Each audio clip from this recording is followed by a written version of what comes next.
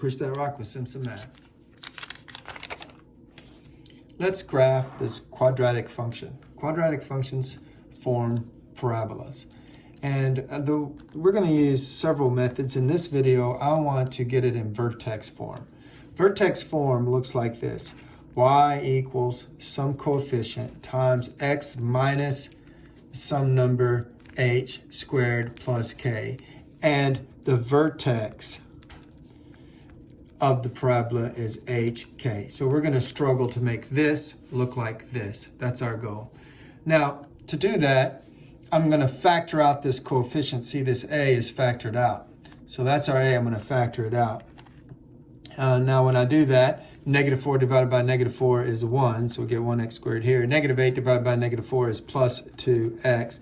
I'm not going to factor it from the 21. I'm going to leave the 21 out here. So notice negative 4 times 1 gives me negative 4x squared. Negative 4 times 2 gives me a negative 8x. And then I close parentheses, so that's done. And you'd add in the 21, we're back to where we started. Anytime you factor, you should check it that way.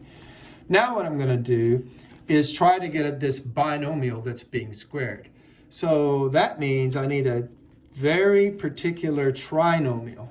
I'm going to add a particular number here so that it will factor to a pair of binomials that are exactly the same. But if I'm going to add something over here, I have to add it to the other side. But wait, whatever I add in here is going to be, since it's inside the parentheses, it's going to be multiplied by negative 4. So I'm going to have a negative 4 times some number in here, because of whatever I add here, I have to add over here. Now, I can tell you right now that you're going to forget about this negative 4 right here. When you add to this side, you're going to add just that bit number. Be careful. You got to add this coefficient times whatever you put in here. Now, the way you work this out is you say, well, x times x will be x squared. What do I put here and here? It has to be the same number so that it'll add to 2. It has to be the same number, and in this case, it has to add to 2. Oh, well, that would be 1. 1 plus 1 will be 2. And then when I multiply this out, 1 times 1 will give me the 1 here. Now, there is a trick. So I'll say the trick here in case it's not so easy as 1 and 1. Maybe this is a bad example, so easy. The trick is you look at this 2 and you take half of it, which is 1, and then you square that 1. 1 times 1 is 1. So if I had a 6 here, well, I'd take half of it. It'd be 3. And then I'd square 3 and get 9, and I'd put 9 here. So that's the trick. But anyway, we figured it out just by reasoning, puzzling it out. And here's what we have so far. Now, I added a 1 in here, so I added a 1 here, and negative 4 times 1 is a negative 4. Now, I want y by itself, so I'm going to add this negative 4 over there.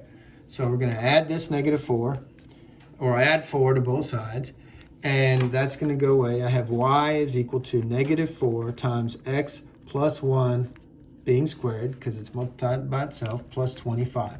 And I have it in vertex form, except I don't have this minus, so maybe I'll spend a step writing this as minus a negative 1 being squared plus 25.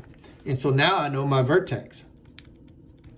Since the vertex is this h must be a negative 1, and k is 25, and I have my vertex. Now, when you graph a parabola, it's nice to know its vertex. That's one of the things we like to know. Well, we found that out. It's nice to know its y-intercept, its x-intercepts, if any, and then to think about its symmetry, okay? So we'll think about that. Now, the y-intercept's quite easy. You just put in a 0 for your x's. And I don't even think you need to do this, because I think you all can see that if I put a 0 here and a 0 here, all that's going to wipe away, and I'm always going to be left with c. So the y-intercept is always going to be c. So when we started this problem, we knew this 21 right here was going to be our y-intercept. So our y-intercept is 0, 21. X-intercepts are a little bit trickier. Okay, to find the x-intercepts, those are the roots. That's the, you have some value put in for x and you get out 0 for y. So I'm going to put in 0 for the y and solve.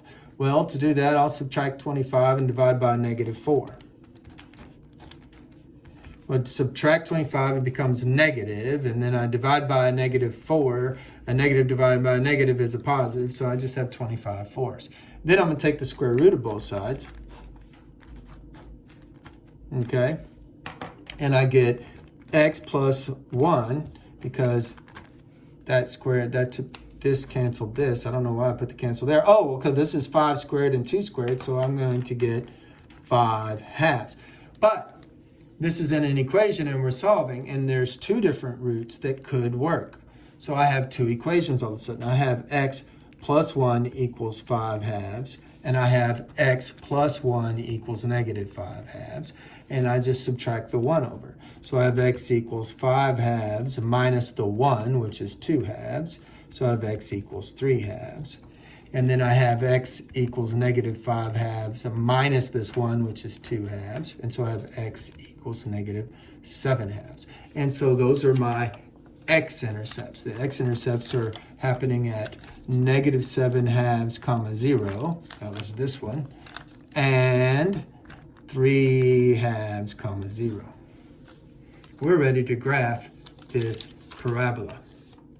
So let's look at a graph. We're going to remember the vertex, negative 1, 25. So I go to negative 1 here, go up to 25, put a point. Remember the Y-intercept is 0, 21. So that's 25, 24, 23, 22, 21. Okay. Now remember the X-intercepts. There was one at negative 7 halves. Well, if this is one tick, then I go, every tick is 2 halves. So 2 halves, right, 1 half, 2 halves, 3 halves, 4 halves, 5 halves, 6 halves, 7 halves. So 7 halves is right there, negative 7 halves. 3 halves would be 1 half, 2 halves. 3 halves is right there, and we have this nice skinny parabola. You know, I'm going to think about symmetry. Remember, we like to think about the symmetry? There's this axis of symmetry at negative 1. And what that means is, see how this point is one unit over? There's another point 1 unit on the other side. That helps me graph it a little bit. So it's coming down and boom. Oh, I missed it a little bit, and that's not too good. And then boom, boom. And there's my quadratic. Y equals negative 4. X plus 1 squared plus 25. Or, as we first saw it, negative 4x squared minus 8x plus 21. Both of those equations describe that parabola. Math made simple. It's Simpson math.